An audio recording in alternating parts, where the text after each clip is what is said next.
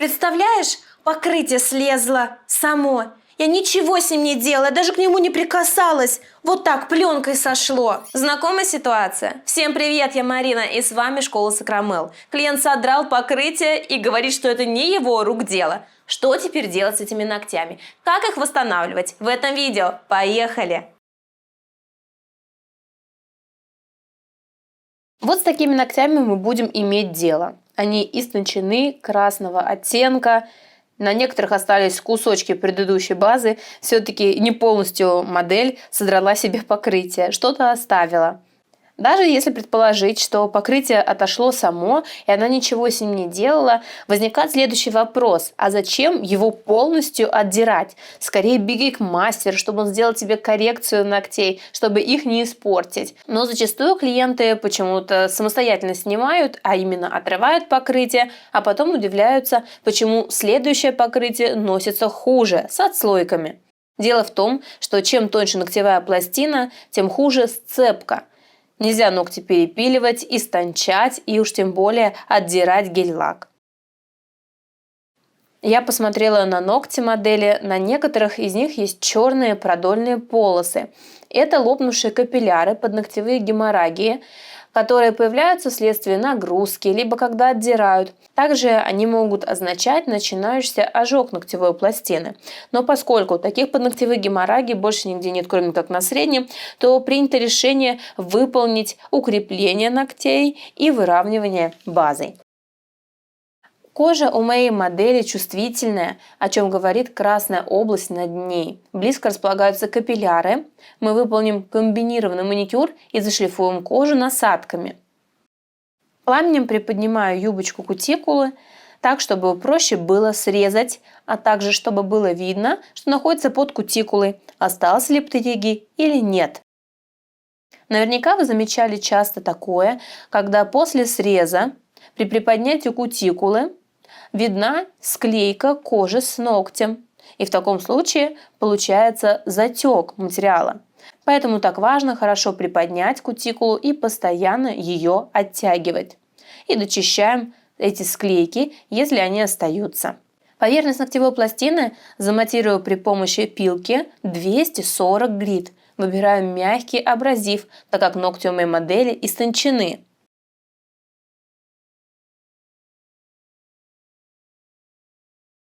Баф в данном случае не подойдет, потому что он недостаточно приподнимет чешуйки ногтевой пластины для обеспечения сцепки.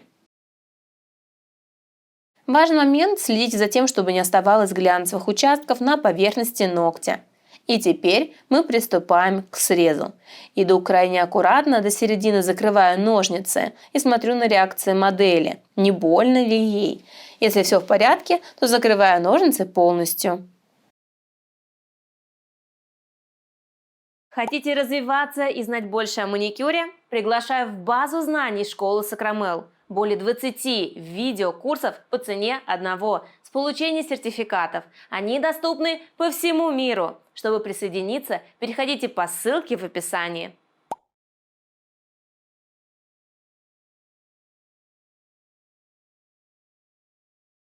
Мы выполнили срез, вроде все хорошо и чисто, но если приподнять, оттолкнуть кутикулу апельсиновой палочкой, остались небольшие склейки, даже несмотря на то, что кутикулу я намеренно приподнимала алмазной насадкой.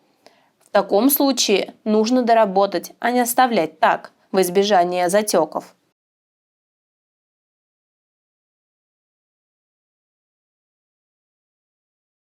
В этот момент нужно работать предельно аккуратно, чтобы не поранить кожу клиенту. Смотрим на луночки модели, они широкие. Это говорит о том, что тут нет глубокого подкутикульного кармана. Для того, чтобы убрать самые мелкие заусенцы, наношу дегидратирующий тоник, который немного размягчает и увлажняет кожу, и по нему шлифую насадкой. Скругленный цилиндр с красной насечкой. Он очень деликатно обрабатывает кожу. С маникюром закончили, обезжириваем ногтевую пластину, подготавливая ее к покрытию. Чтобы убрать пыль под кутикулой, наматываю салфеточку на апельсиновую палочку и тщательно прохожусь. В таком случае затеков не будет. Это такой маленький лайфхак, который вы можете применять. При такой тонкой истонченной ногтевой пластине не обойтись без праймера, грунтовочного средства, которое обеспечивает лучшую сцепку. Также выбираю бескислотную базу, пластичную, поскольку ногти у моей модели мягкие. У меня на канале есть отдельный ролик про кислотность баз. Обязательно его посмотрите, чтобы понять, как правильно подбирать под ногти клиента. Все-таки нам хочется сделать более изящную форму ногтей, поэтому будем достраивать акригелем недостающие уголки и длину. Наливаю специальную жидкость в емкость и натуральной кистью распределяю материал. Самое главное свести на нет переход от натурального ногтя к искусственному материалу. Лежа кистью вытягиваю материал на себя, формирую торец, а также отсутствующие уголки. Мне очень нравится такой способ восстановления, он достаточно быстрый, а ногти выглядят абсолютно по-другому. Это непременно оценит ваш клиент. Лучше просушивать по одному ногтю, для того, чтобы материал не успевал стекать под свободный край. Не обязательно работать кистью, можно работать и палочкой апельсиновой, смачивая ее в жидкости, но затем придется немного разгладить все-таки поверхность при помощи кисточки.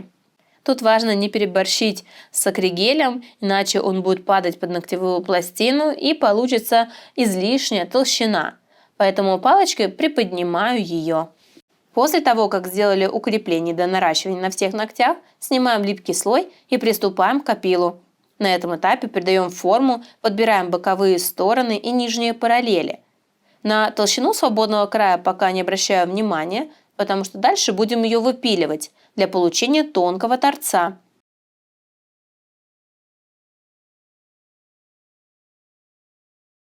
Сглаживаю поверхность, чтобы впоследствии проще и быстрее выполнить выравнивание. Для этого делаю длинные движения слева направо в одну сторону, чтобы поверхность собиралась. Либо от боковой стороны к центру и от противоположной боковой стороны к центру.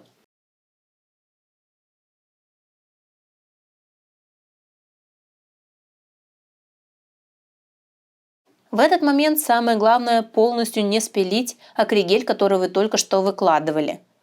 Иначе ногти будут непрочными и сломаются, а это отдают в зоне перехода натурального ногтя к искусственному материалу. На этом же этапе выпиливаю толщину. Для этого использую тонкую керамическую насадку. Важно хорошо оттягивать передний валик модели для того, чтобы его не поранить. Переверните руку в исходное положение и проверьте толщину торца. Она должна быть 0,7–1 мм в зависимости от будущего покрытия. С опилом закончено.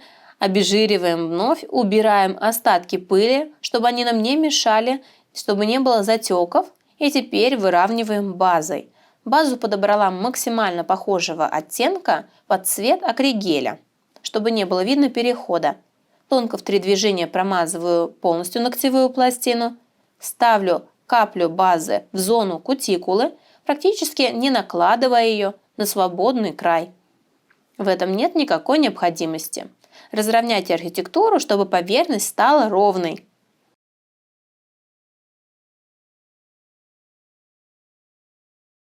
Можно помочь себе тонкой кистью для формирования архитектуры.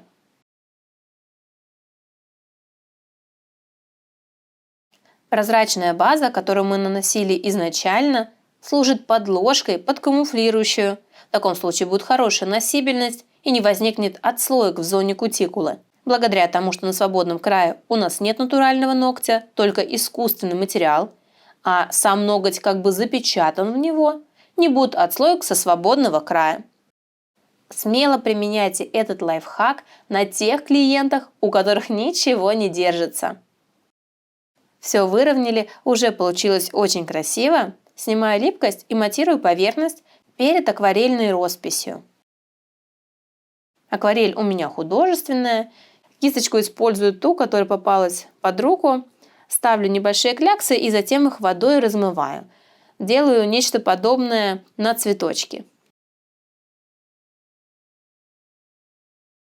Смешиваю черный с зеленым для получения глубокого оттенка и рисую стебельки. Подписывайтесь в социальных сетях, там вас ждет еще больше полезной информации. А на безымянном промазываю праймером, на него выкладываю золотую поталь, имитируя цветочек. Перекрываем все глянцевым топом с небольшим выравниванием. А на безымянном, там, где поталь, мы поставили капельку геля, но сделали это, правда, только на одной руке. Потом уже при фотографии заметила, что на второй руке не хватает, и добавила. Таким образом получается объем.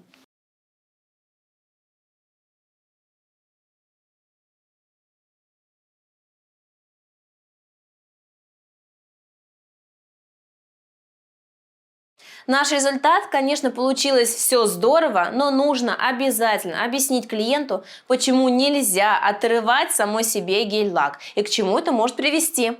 Посмотрите ролик про ожог ногтевой пластины, чтобы его избежать. Но я желаю всем здоровых ногтей, успехов! Пока-пока!